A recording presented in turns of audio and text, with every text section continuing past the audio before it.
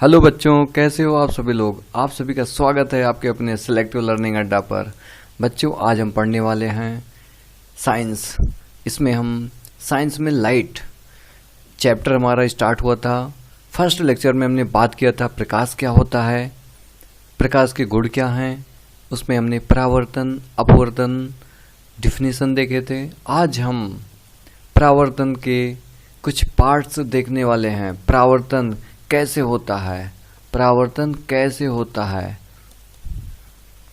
तो आज का ये जो हमारा लेक्चर होने वाला है वो फुल एनिमेशन है। चलिए स्टार्ट करते बिना किसी देरी के। अगर आप हमारा पहला लेक्चर नहीं देखें तो आप पहले पहला लेक्चर देख के आइए, फिर आपको ये और ज़्यादा समझ में आएगा। चलिए स्टार्ट करते हैं एक फुल एनर्जी के साथ। तो भैया, आज का जो हमारा टॉपिक है वो दर्पण है। दर्पण में हम देखेंगे दर्पण में कितने प्रकार के मिरर होते हैं। हमारे मिरर दो प्रकार के होते हैं, एक आपका गोलीय दर्पण होता है, दूसरा आपका समतल दर्पण होता है। तो आइए यहाँ पर हम बात करते हैं दर्पण के बारे में, कुछ खास बातें हैं। देखिए, दर्पण क्या होता है, एक साइड में पॉलिश की जाएगी और एक साइड में चिकना पृष्ठ होगा, उसको परावर्तक तल बना दिया जाएगा। ठीक है, ऐसे मिरर को हम क्या कहते हैं, ऐसे पृष्ठ को क्या कहेंगे, दर्पण कहेंगे। चलिए आइए समझते हैं दर्पण कितने प्रकार के होते हैं। दो प्रकार के। ठीक है, अभी आप यहाँ पर देखिए, ये गोलीय दर्पण है। यहाँ पर आप देख सकते हैं एक साइड में पॉलिश की गई है और इधर से आपका जो है आपका चिकना पृष्ठ है, चिकना तल है। कैसा है, चिकना तल, चिकना तल। तो चलिए भैया आगे देखते हैं। और इस दर्पण को हम क्या कहते हैं, गोलीय दर्पण कहते हैं। आपकी 10th में, है ना, 12 की बात नहीं कर रहे हैं, आपके 10th में याद रखिए हमेशा जो पॉलिश किया जाएगा वो आपका किधर से होगा, राइट साइड से होगा, राइट साइड से। और जो चिकना तल होगा हमेशा किधर से होगा, लेफ्ट साइड से होगा। किधर से होगा, लेफ्ट साइड। ठीक है, ये जरूरी नहीं है कि भाई हमेशा चिकना पृष्ठ आपका लेफ्ट साइड हो, लेकिन ज़्यादातर, है ना, 90% आपके 10th में, या आप 100% मान के चलिए। ठीक है, हमें लेना होता है लेफ्ट साइड से क्या, चिकना पृष्ठ, और राइट साइड से पॉलिश।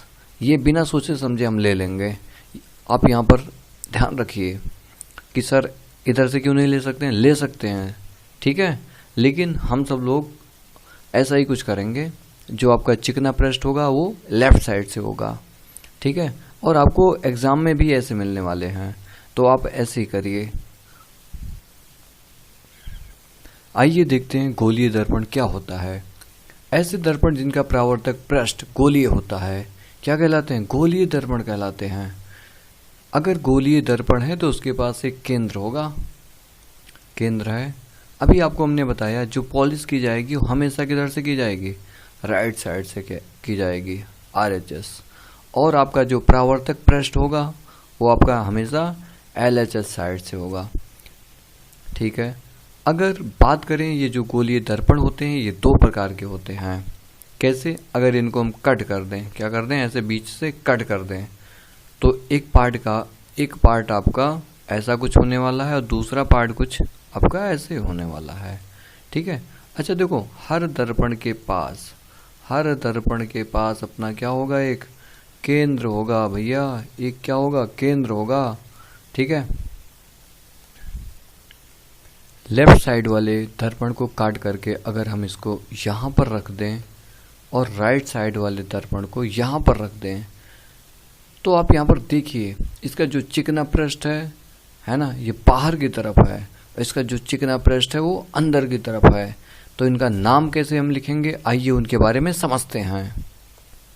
देखिए भैया, यहाँ पर इसका जो पृष्ठ बाहर की तरफ है, तो जो दर्पण है ना, जिस दर्पण का चिकना पृष्ठ बाहर की तरफ होता है और पॉलिश अंदर की तरफ हो, केवल हम चिकने पृष्ठ से काम चलाएंगे, वह दर्पण, ठीक है, जिसका चिकना पृष्ठ बाहर की तरफ हो, ऐसे दर्पण को क्या कहते हैं, उत्तल दर्पण कहते हैं। क्या कहते हैं, उत्तल दर्पण। उत्तल दर्पण, उत्तल का मतलब बाहर की तरफ, बाहर की तरफ क्या, चिकना पृष्ठ, क्या, चिकना पृष्ठ। ठीक है, ऐसा दर्पण जिसका चिकना पृष्ठ बाहर की तरफ हो, ऐसे दर्पण को क्या कहेंगे? उत्तल। अगर यहाँ पर बात करें, देखिए चिकना पृष्ठ किधर है? अंदर की तरफ है। किधर है? अंदर की तरफ है। ठीक है, तो ध्यान रखना, जब अंदर की तरफ होता है चिकना पृष्ठ तो उसको अवतल बोलते हैं। अव का मतलब होता है अंदर की तरफ, अवतल, अवतल दर्पण। ध्यान रखिए, अगर पीछे पॉलिश नहीं है तब तक ये दर्पण नहीं है। ध्यान रखिए, ये दर्पण जिस अक्ष पे है ना रखी जाती है उसको हम मुख्य अक्ष कहते हैं। क्या कहते हैं? मुख्य अक्ष। ठीक है, हाँ, इस मिड वाले पॉइंट का क्या नाम होता है? पोल, ध्रुव। देखिए इसका एक केंद्र होगा। ठीक है, गोलीय दर्पण का जो केंद्र होता है उसको बोलते हैं वक्रता केंद्र। वक्रता केंद्र क्यों बोलते हैं? क्योंकि देखिए ये जो दर्पण है ना, एक गोले का थोड़ा सा कटा हुआ पार्ट है, वक्र है, तो इसीलिए इस सी को क्या कहते हैं? वक्रता केंद्र कहते हैं। वक्रता केंद्र, वक्रता केंद्र। ऐसे सेम यहां पर भी होगा। अगर इसको कंप्लीट किया जाए तो इसका गोला, एक गोला बन जाएगा, मतलब एक सर्कल बन जाएगा। यहां पर आपका सी होगा बीच में, जिसको हम क्या बोलेंगे? वक्रता केंद्र। ठीक है, और ये आपका पोल होता है, ध्रुव होता है। क्या होता है? ध्रुव होता है। ठीक है, वक्रता केंद्र और ध्रुव जिस अक्ष पर होते हैं उसको हम क्या कहते हैं? मुख्य अक्ष कहते हैं। क्या कहते हैं? मुख्य अक्ष। तो आइए इन सभी पॉइंट्स के बारे में छोटे छोटे डिफिनीशन देखते हैं। ये क्या होते हैं, मतलब मुख्य अक्ष क्या होते हैं, ध्रुव क्या होते हैं, सी क्या होते हैं। ठीक है, और ये M1 और M2 अगर इसका नाम दे दें तो इसको हम द्वारक कहते हैं। क्या कहते हैं? द्वारक कहते हैं। ऐसा कर्व जो किसी ध्रुव से होके जाए, ठीक है, वो आपका क्या कहलाएगा? द्वारक। चलिए देखते हैं इनके कुछ छोटे छोटे डिफिनीशंस। ठीक है, आप इसको नोट कर लेंगे। गोलीय दर्पण दो प्रकार के होते हैं, अवतल दर्पण तथा उत्तल दर्पण। अव का मतलब क्या होता है भाई? जो आपका चिकना पृष्ठ रहने वाला है वो अंदर की तरफ रहेगा, और उत्तल का मतलब चिकना पृष्ठ बाहर की तरफ हो और पॉलिश आपका पीछे से हो, राइट साइड से। ठीक है, ये आपका पोल होता है। ध्यान रखिए, ये पोल होता है ना। इस सर्कल का जो मिड पॉइंट होगा, केंद्र होगा, वो इस कर्व के लिए क्या कहलाएगा? वक्रता केंद्र। आइए समझते हैं कुछ इसके बारे में। दर्पण का ध्रुव, पोल। पोल क्या होता है? दर्पण के परावर्तक तल के मध्य बिंदु को क्या कहते हैं? दर्पण का ध्रुव कहते हैं। जैसे मान लो कोई दर्पण है अपने पास, कोई दर्पण है, ये दर्पण है, पीछे से हमारा पॉलिश है। ठीक है, तो देखना इसका जो मध्य बिंदु होगा, है ना, इस परावर्तक तल का जो मध्य बिंदु होगा वही आपका ध्रुव कहलाएगा। आगे समझते हैं। आइए समझते हैं वक्रता केंद्र क्या होता है। गोलीय दर्पण जिस खोखले गोले का भाग होता है उसके केंद्र को ही क्या कहते हैं? वक्रता केंद्र कहते हैं। ठीक है, यहाँ पर आप देख सकते हैं ये जो आपका वक्र है, जिस भी गोले का कटा हुआ पार्ट था, है ना, उस गोले की जो केंद्र होती है वही क्या कहलाती है? वक्रता केंद्र कहलाती है। अच्छा, उसके पास एक त्रिज्या होगी केंद्र से। ठीक है, कहाँ तक? इसके पृष्ठ तक, है ना, ये आपकी त्रिज्या है। देखिए वक्र की ये त्रिज्या कहलाएगी, इसलिए इसको क्या कहते हैं? वक्रता त्रिज्या। वक्रता त्रिज्या क्या होती है? केंद्र तथा पोल के बीच की जो दूरी होती है उसी को क्या कहते हैं? वक्रता त्रिज्या कहते हैं। क्या कहते हैं? वक्रता त्रिज्या कहते हैं। इसे किससे व्यक्त करते हैं? कैपिटल आर से। इनके बीच की जो दूरी है कैपिटल आर होती है। मुख्य अक्ष क्या होता है? आप ध्यान रखिए, केंद्र तथा पोल को मिलाने वाली रेखा, ये वाली रेखा है ना, केंद्र और पोल को जोड़ने वाली, मतलब ध्रुव को जोड़ने वाली जो रेखा होती है आपका क्या कहलाता है? मुख्य अक्ष। क्या? मुख्य अक्ष। आइए और समझते हैं मुख्य फोकस क्या होता है, या फोकस। तो आप यहाँ पर ध्यान रखिए, अगर कभी भी हम, ठीक है, कभी भी हम समांतर रेखा ऐसे पास करें, ठीक है, तो ये लाइट, ठीक है, जब दर्पण पे पड़ेगा परावर्तित होने के पश्चात, ठीक है, मुख्य अक्ष को जहां पर कट करेगा वही आपका क्या होगा? फोकस। और ये देखा गया है जो फोकस होता है ना, ये इस फोकस से ये दूरी और ये दूरी बराबर होती है। क्या होती है? बराबर। तो कोई भी दूरी होती है उसको हम कहाँ से मेजर करते हैं? ध्रुव से। तो ये जो दूरी है इसको एफ से शो करते हैं। किससे? एफ से। तो ये भी एफ है। कितना है? एफ। तो आप ध्यान रखिए जो आपका वक्रता त्रिज्या है आर, वो कितने एफ में बढ़ गया है? 2f में बढ़ गया है। यानी कि f प्लस एफ में, यहां से हमारा एक फॉर्मूला आ गया 2f। यानी कि जो फोकस होती है r बाई कितनी होती है? 2। इस 2 को इसके नीचे भेज देंगे, डिवाइड हो जाएगा। कितना आ जाएगा? f बराबर r बाई 2। चाहे आपका अवतल दर्पण हो चाहे उत्तल दर्पण हो, ये आपका फोकस दूरी r बाई 2 रहने वाला है। कितना? r by 2। हाँ, ये आप ध्यान रखिए, अवतल दर्पण में f का मान जो होता है वो माइनस के साथ लिया जाता है, और जो उत्तल में होता है ना, f का मान धनात्मक होता है। चलिए आगे बात करेंगे धनात्मक और ऋणात्मक कैसे लिए जाते हैं। जैसे आप यहाँ पर देख सकते हैं, ये एक वस्तु है। जब भी वस्तु एक समांतर लाइट ऐसे डालती है, ठीक है, तो ये जिस बिंदु से होके जाएगा वही आपका क्या है भाई? फोकस है। क्या है? फोकस है। अब देखिए, अगर हम इसको आगे पीछे करते हैं, चेंज करते हैं इसके पोजीशन को, क्या करते हैं? चेंज करते हैं, तो देखते हैं, देखिए फोकस में कोई अंतर नहीं आ रहा है, वो उसी बिंदु से होके जा रहा है। अगर हम वस्तु को बड़ा कर दें तब भी वो उसी बिंदु से होके जाएगा। यानी कि फोकस में नो चेंज होगा। क्या होगा? नो चेंज होगा। चलिए, अगर इनको हमें और अच्छे से समझना है तो इनका एक एनिमेशन और देखते हैं हम। जब एक प्रकाश पुंज यहाँ से चलती है, क्या करती है? चलती है। तो ये जब मिरर पे टकराती है, अभी देखना, ये प्रकाश पुंज यहाँ पे पड़ेगी परावर्तित होने के पश्चात, ठीक है। ये मुख्य अक्ष पर जिस बिंदु पे कट करेगी यही तुम्हारा फोकस है, यही तुम्हारा क्या है? फोकस है। और ये सीधी फिर चले जाएगी। चलिए आगे समझते हैं। आई होप आपको समझ में आ गया होगा मुख्य फोकस या फोकस क्या होता है, ठीक है। अब आगे हम बात करेंगे फोकस दूरी पर। अभी आपने देखा है फोकस जो दूरी है f, वो r/2 आया है। कितना आया? r/2। आप याद रखें जो r होता है ना, 2f से मिलके बना होता है। कितने f से? 2।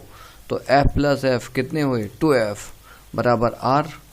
तो आपको कभी भी संबंध बताना पड़े f और r में, ये भी है सही, ये भी सही है, और आपका ये भी सही है, r/f बराबर कितना? 2। ये ध्यान रखिएगा, है ना। ऐसे क्वेश्चन आ जाते हैं हमारे 1 नंबर में बहुविकल्पीय में, तो आप ध्यान रखिए ऐसे क्वेश्चन ज़्यादा पूछे जाते हैं।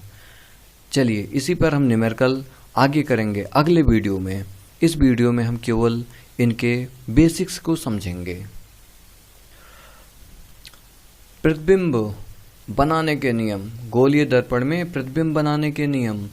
अब हम रूल देखने वाले हैं, इमेज कैसे बनता है। तो देखिए इमेज बनाने के लिए, ठीक है, हम क्या करते हैं, सबसे पहले नंबर कम से कम 2 लाइट अपने पास होना चाहिए। कम से कम 2 से ज़्यादा हो जाए और अच्छी बात है, लेकिन कम से कम कितने होने चाहिए? 2। कभी भी इमेज बनाना पड़े तो उसके लिए हमारे पास कितने लाइट होने चाहिए? 2। अब यहाँ पर प्रतिबिंब जो होता है ना, बनाने के हमारे पास 4 नियम है, ठीक है। तो 3 तो मेन है, एक आपको याद हो या ना हो, ये तो आपका परावर्तन का नियम है, चौथा वाला। तो 3 तो आपको याद होने चाहिए। जैसे यहाँ पर पहला नियम दे रखा है, आप ये ध्यान रखिएगा कभी भी आपका कोई डायग्राम गलत नहीं होगा, गारंटी। तो देखिए मुख्य अक्ष के समांतर चलने वाली आपतित किरणें दर्पण द्वारा परावर्तन के पश्चात फोकस में से होकर जाती है। भैया ये क्या चीज़ है? देखिए ध्यान से, क्या होता है कि जब मान लो एक दर्पण है अपने पास, क्या है? एक दर्पण है। क्या है ये? एक दर्पण है। ये इसका मुख्य अक्ष है, ठीक है। अब मान लो एक समांतर ऐसे लाइट आ रही है, ऐसे आ रही है, यहाँ पे टकराई, तो आपको पता है अब टकराने के बाद ये जिस बिंदु से होके जाएगी, ठीक है, वो आपका क्या होगा? फोकस होगा। क्या होगा? फोकस। हाँ, एक चीज़ आप ध्यान रखिए, ध्रुव और आपको वक्रता केंद्र बिना दिए हुए बना लेना है। मतलब आपके दिमाग में आ जाए P और C तो होगा ही होगा, और उसी के बीच में क्या होगा, एफ।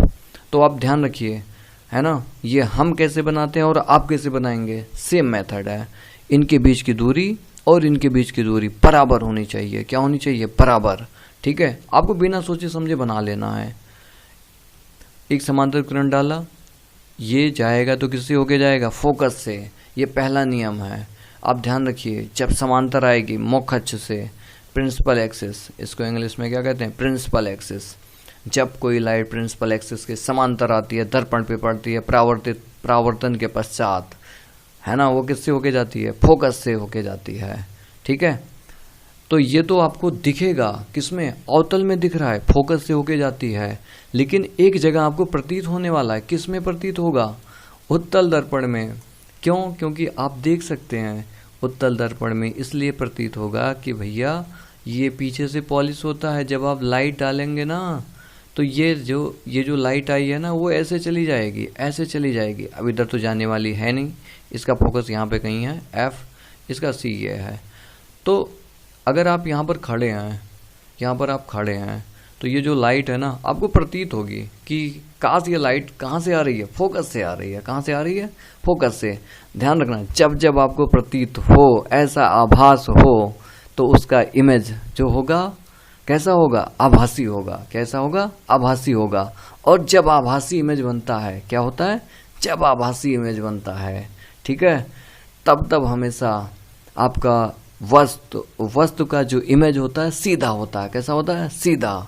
ठीक है, और जब आपको वो चीज दिखती है, हाँ, वास्तव में वह ऐसा कुछ होता है, ठीक है, होकर जाती है, ठीक है, तो वहां पर वस्तु का जो हाइट होता है या वस्तु जो होता है ना, उसका इमेज उल्टा दिखाई देता है। कैसा, उल्टा। कैसे, आपको दिखाते हैं हम एक एक्सपेरिमेंट में। यहाँ पर भैया आप देखिए, ये आपका वस्तु है। क्या है, वस्तु। अब ये लाइट भेज दिया है, देखना अभी ये परावर्तित होगा यहाँ पर आकर के, है ना, परावर्तित हुआ। परावर्तित होने के पश्चात ये ऐसे निकल जाएगा आराम से। किससे होके जाएगा, फोकस से होके जाएगा। ठीक है, अगर बात करें इसके इमेज की, किसकी, इमेज की, तो हम कितने लाइट पास करेंगे, दो लाइट जब पास करते हैं परावर्तन के पश्चात, जिस बिंदु पे कट करते हैं, वहीं पर आपका क्या बनता है, इमेज। ये तो हम आगे देखेंगे, बस आप रूल समझिए, रूल। ठीक है, एक लाइन कैसे खींच सकते हैं हम, उसके बाद 2-3 हजारों लाइन हम खींच सकते हैं आप आराम से, जब हमें समझ में आ जाएगा। तो पहला रूल क्या कहता है कि जब लाइट है ना मुख्य अक्ष के समांतर आए, देखिए मुख्य अक्ष के समांतर आए तो किससे होके जाएगा, फोकस से जाएगा। चलिए आगे देखते हैं सेकेंड। जैसे आपके पास ये एक क्या है, अवतल दर्पण है, ठीक है, तो इसका हम फोकस, ठीक है, पोल, फोकस और सी बिना पूछे जांचे हम बना लेंगे। अब देखिए, मान लीजिए अगर कोई लाइट हम किस पर डालते हैं, वक्रता केंद्र पर डालते हैं। किस पर डालते हैं, वक्रता केंद्र पर, तो ये पुनः उसी मार्ग पर रिपीट कर जाती है। क्यों ऐसा होता है, क्योंकि ये है ना, जब भी कोई केंद्र से लाइट जाती है तो वो हमेशा उस परावर्तक तल पर कितने कोण पर पड़ता है, 90। इसीलिए ये जिस पाथ पर जाती है उसी पाथ पर लौट आती है। तो आप ये ध्यान रखिए, जब भी केंद्र से कोई भी लाइट डाला जाएगा तो वो पृष्ठ पर, मतलब परावर्तक पृष्ठ पर 90 कोण पर पड़ने वाला है, इसलिए वो पीछे लौट जाएगा। तो इसका जो पाथ होगा, आया ऐसे, फिर पुनः उसी मार्ग पर लौट आता है। यहाँ पर आप देख सकते हैं वक्रता केंद्र से होकर जाने वाली किरण, है ना, दर्पण से परावर्तन के पश्चात क्या होती है, अपने ही मार्ग पर वापस लौट आती है। कहती है भैया आप जिससे जाओगे वैसे ही आप लौट आना। ठीक है, आप यहाँ पर देख सकते हैं ये जो लाइट आई है, जैसे आया है वैसे ही लौट गया है। ठीक है, आप यहाँ पर देख सकते हैं। इसको अगर हम आगे पीछे कुछ भी कर दें तो ये बदलने वाला नहीं है, उसी पाथ पर रहने वाला है। सी पर देखो, सी है ना वक्रता केंद्र, तो सी से ही आया है। तो वक्रता केंद्र पर जब भी लाइट डाली जाती है तो जैसा जाएगा वैसा वापस आ जाएगा। थर्ड रूल ये क्या कहता है, पहले नियम का उल्टा है। अगर कभी भी लाइट, ठीक है, मान लो एक हमारे पास क्या है, दर्पण है, ठीक है, ये आपका क्या है, फोकस है, ये आपका क्या है, सी है। कभी भी लाइट फोकस पे डाली जाए, किस पे डाली जाए, फोकस पे, इस पे आ रही है लाइट, फोकस पे आ रही है। ये देखिए, जब फोकस पे लाइट जाती है तो हमेशा मुख्य अक्ष के समांतर होके चली जाती है। कैसी? मुख्य अक्ष के समांतर, मुख्य अक्ष के समांतर होके चली जाएगी। ये आप ध्यान रखिए, पहले वाले रूल का जस्ट अपोजिट है। देखिए, जब समांतर आती थी तो फोकस से होके जाती थी, जब फोकस पे आएगी तो समांतर होके मुख्य अक्ष के समांतर होके चली जाएगी। ये आपका थर्ड रूल है। चौथा रूल क्या है, ये आप ध्यान रखिए। चौथा रूल बड़ा इजी है। अगर ध्रुव पर P पर जितने कोण पर, है ना, आएगी कोई लाइट, आपतित होगी, है ना, परावर्तित होने के पश्चात उतने ही कोण से लौट जाएगी। यह आपका चौथा नियम है। चलिए और समझते हैं प्रतिबिंब के बारे में। प्रतिबिंब, वस्तु के किसी बिंदु से दो या दो से अधिक प्रकाश की किरणें चलकर परावर्तन या अपवर्तन, है ना, इसके विषय में हम आगे पढ़ेंगे, के पश्चात जिस बिंदु पर जाकर मिलती हैं या मिलती हुई प्रतीत होती हैं, तो वह बिंदु पहले बिंदु का क्या कहलाता है? प्रतिबिंब कहलाता है। जैसे आप यहाँ पर देखिए ध्यान से, ये इमेज बनाने के लिए कम से कम कितने लाइट चाहिए? 2। अगर हमें 2 में समझ में आ जाएगा तो ऐसे सभी लाइट के लिए हम बना सकते हैं रेज डायग्राम। आप यहाँ पर देखिए, हमने क्या किया, 2 लाइट पास कराया। कितने लाइट? 2 लाइट पास कराया। ये जिस बिंदु पर क्या होंगे? आपतित होंगे। क्या होंगे? आपतित होंगे, है ना, आकर के मिलेंगे। देखिए यहाँ से अगर हम 2 लाइट पास कराते हैं, एक ये जा रहा है, एक ये जा रहा है, ठीक है। अभी यहाँ पर परावर्तन के पश्चात, है ना, ये जिस बिंदु पे कट करेंगे, क्या करेंगे? कट करेंगे भाई, क्या करेंगे? कट करेंगे। उसी को हम क्या कहेंगे? इमेज कहेंगे। क्या कहेंगे? इमेज। आप ध्यान से देखिए, अभी ये लाइट जा रहे हैं, ये यहाँ पे टकराएगा, ये वाला यहाँ पे टकराएगा। अब आप वेट करिए परावर्तन के पश्चात, ठीक है। अब ये जो है ना, सारे पॉइंट अभी यहाँ पर एक जगह पर सारे पॉइंट केंद्रित हो जाएंगे, ठीक है। उसके बाद फिर फैलने लगेंगे। जहाँ पर सारे पॉइंट मिल जाएंगे उसी को क्या कहेंगे? प्रतिबिंब। यही आपका प्रतिबिंब है। क्या है? प्रतिबिंब है। आपने देखा ना प्रतिबिंब कैसे बनता है? तो ये कौन सा दर्पण है? अवतल दर्पण है। तो अवतल दर्पण में नीचे बन रहा है, तो अवतल दर्पण में जो प्रतिबिंब होता है हमेशा कैसा बनता है? उल्टा बनता है, ठीक है। और यहाँ पे हमें डायरेक्ट दिख रहा है, लाइटें कट कर रही हैं, हम आभास नहीं कर रहे हैं, ठीक है। तो ऐसे प्रतिबिंब को हम वास्तविक प्रतिबिंब कहते हैं। वास्तविक प्रतिबिंब वो होता है जहाँ पर वास्तव में लाइटें परावर्तन के पश्चात आकर के मिलती हैं, हमें आभास नहीं करना पड़ता है। ऐसे प्रतिबिंब को क्या कहते हैं? वास्तविक प्रतिबिंब कहते हैं। वास्तविक प्रतिबिंब जब भी बनता है तब उल्टा बनता है। कैसा बनता है? उल्टा बनता है। चलिए और समझते हैं। प्रतिबिंब आपके कितने प्रकार के होते हैं? 2 प्रकार, आभासी और वास्तविक। तो आपको हमने बता दी है वो आभासी क्या होती है और वास्तविक क्या होती है। इसके बारे में आप नोट कर लें। वास्तविक प्रतिबिंब, यदि किसी बिंदु वस्तु से चलने वाली प्रकाश किरणें परावर्तन या अपवर्तन के पश्चात किसी दूसरे बिंदु पर जाकर वास्तव में मिलती हैं, है ना, कभी भी हम डॉट डॉट लाइन का यूज नहीं करते हैं, तो वो प्रतिबिंब आपका कैसा होता है? वास्तविक होता है। कैसा होता है? वास्तविक। इसे हम क्या कर सकते हैं? पर्दे पर बनाया जा सकता है, ठीक है। इसकी फोटो बन सकती है, या सदैव वस्तु के सापेक्ष कैसा बनता है? उल्टा होता है। अभी आपने देखा इसका जो इमेज था वो कैसा था? उल्टा था। अगर हम बात करें आभासी की, है ना, इसका जस्ट उल्टा होगा। आभासी, यदि किसी बिंदु वस्तु से चलने वाली प्रकाश किरणें परावर्तन या अपवर्तन के पश्चात क्या होती हैं? अपसारी हो जाती हैं, ठीक है, फैल जाती हैं। अपसारी का मतलब फैल जाना। तो किसी बिंदु से ये आती हुई प्रतीत होती हैं, वास्तव में मिलती नहीं हैं, ठीक है। तो ऐसे प्रतिबिंब को हम क्या कहते हैं? आभासी प्रतिबिंब कहते हैं। इसमें याद रखिए हमेशा सीधा बनता है। कैसा बनता है? सीधा बनता है आपका प्रतिबिंब। कैसा बनता है? सीधा बनता है। यहाँ पर आप देख सकते हैं, इसे हम पर्दे पर भी क्या कर सकते हैं? प्राप्त नहीं किया जा सकता है। उसको हम कर सकते थे, और ना ही इसका फोटो लिया जा सकता है क्योंकि पीछे बनने वाला है, ठीक है। और बात करें समतल दर्पण से सदैव आभासी प्रतिबिंब ही बनाता है। कैसा बनाता है? आभासी प्रतिबिंब।